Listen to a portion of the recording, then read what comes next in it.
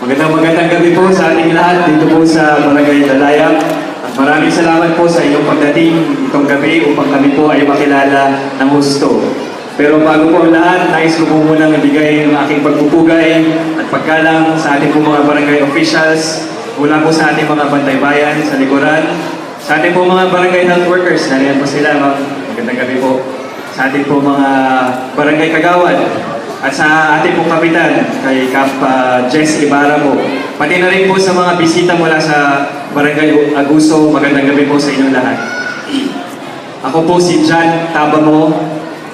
Ang nanay ko po, si Dr. Mina Tabamo. Siguro kilala po niyo siya sa kanyang malinis at maayos na paglingkod bilang isang board member sa segundo distrito ng ating lalawigan ng Tarlac. Ako po ay isang abogado at nagtapos po ako ng pag-aaral ng abogasya sa UP bilang isang scholar ng bayan. Alam po ninyo na imbitahan po ako ng ating Mayor AC Manalang, na sumama po sa kanyang ticket bilang isang konsehal. Ito po ay pinag-isipan kong mabuti sapagkat sa kabila, nariyan po yung pagkakataon na pumasok po sa mga law office sa Manila at magpaka-abogado na lang at magpayaman. Sa kabila naman po, nariyan rin yung pagkakataon na maglingkod sa ating bayan. Alam niyo na po yung naging sagot. Alam niyo na po kung ano yung aking napili. Kaya po ako ay narito ngayong gabi at nagpapakilala sa inyo. Pagkat napili ko po na umuwi dito sa ating bayan at maglingkod at magtrabaho at maialay ko po yung sarili ko ng buong buo sa pagtatrabaho at paglilingkod sa ikauunlad at pagtulong sa ikauunlad po ng ating bayan. Alam po ninyo, itong ginagawa ko, yung aking pong pagiging kandidato, ay yung aking paraan na pagbalik ng aking utang po sa inyo. Hindi nyo po na itatanong, pero ako po ay may utang sa inyo sapagkat kayo po nagpaaral sa akin bilang isang graduate ng UP, isang scholar ng bayan. Kaya hindi ko naman po kayang bayaran kayo ng isa-isa ng pera, kaya ito na po yung aking paraan na paglingkod sa pamamagitan ng pag-alay ng aking sarili bilang abogado. Kaya una-una po sa aking programa ay pagbigay ng libreng abiso, payo, konsultasyon sa anumang pong problema ninyo tungkol sa usaping legal. Mapakontrata man yan, mapapamilya, mapasamag-anak, lupa, o kaya yung tungkol sa krimen, o kaya yung sa trabaho. Mapaano man po yan, narito po ako para magbigay ng abiso sa inyo. Alam ko po ito ay talagang makakatulong, lalong-lalo na sa ating mga kapatid na kapuspalad. Sapagkat dahil po sa kanilang kalagayan, wala ko silang malapitan na abogado dahil siguro natatakot po silang magtanong dahil baka may papayaran po sila. Pero yung po nakaraan, nandito po ako para makatulong nang sa ganun, hindi na po lalaki yung maliit lang na kaso, hindi na po lalaki at may makakapagbigay po ako ng payo at makakatulong bilang isang abogado.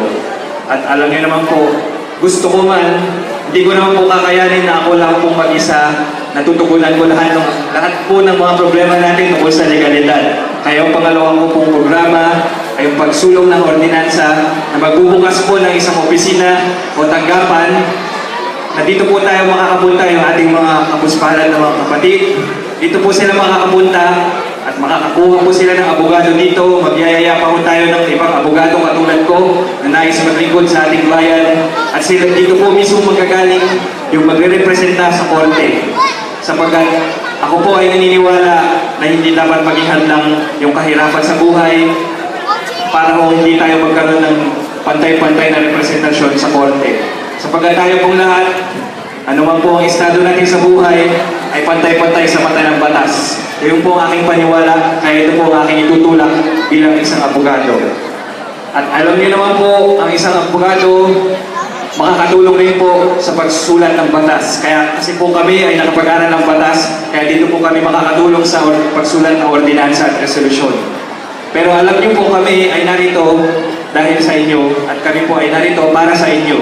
Kaya ako po ay pupunta sa iba't ibang mga sitio, sa iba't ibang mga barangay, nang sa ganun, marinig ko po mismo sa inyo, makita ko po mismo para sa aking sarili, kung ano po yung kailangan natin gawin, kung kung ano po yung kailangan natin ayusin, kung ano po yung pangangailangan natin sa ating mga barangay at mga sitio, sapagkat yan po ang magiging basihan kung ano po yung susulat natin mga ordinansa at resolusyon. Sapagkat itong mga batas po na ito, kinakailangan ay nakatugon at akma sa ano po yung problema natin sa ating mga barangay. Kaya yun po ang aking gagawin bilang isang abogado. Pero baka naman sabihin po ninyo na puro pagiging abogado lang yung aking gagawin. Hindi po totoo yun sapagkat meron pa ako isa pang programa.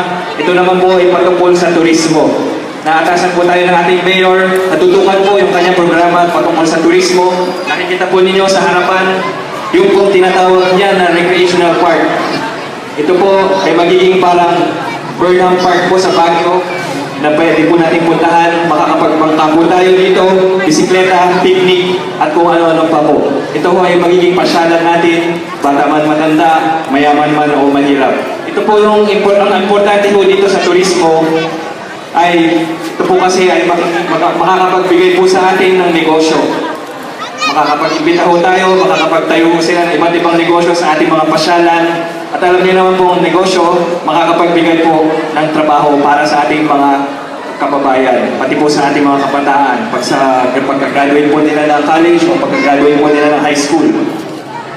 Yung importansya po nito, kaya amin po ito binibigyan ng prioridad, sapagkat napansin ko po, ang ating bayan ay wala hong pasyalan. Nagiging daanan lang po tayo ng mga bumabiyahe mula norte, patungong Silangan, patungong timog, Baguio, Manila, Ilocos, Manila. Kaya ito po ang aming tuntukan ng magkaroon po tayo mismo dito sa ating bayan ng pasyalan. Para sa ganun, hindi na po tayo magiging daan-daanan lamang. Yan po yung aking mga programa. Sana po, masamahan po ninyo ko sa aking pangarap na makapaglingkod sa ating bayan. Maaasahan po ninyo, magtatrabaho po ako ng maigi. Gagawin ko po ang lahat. Bibigay ko po ang aking sarili, buong buo, para ko makatulong sa pagtaas ng antas ng ating buhay dito sa ating bayan. Alam ko naman po, nariyan kayo sa aking likuran.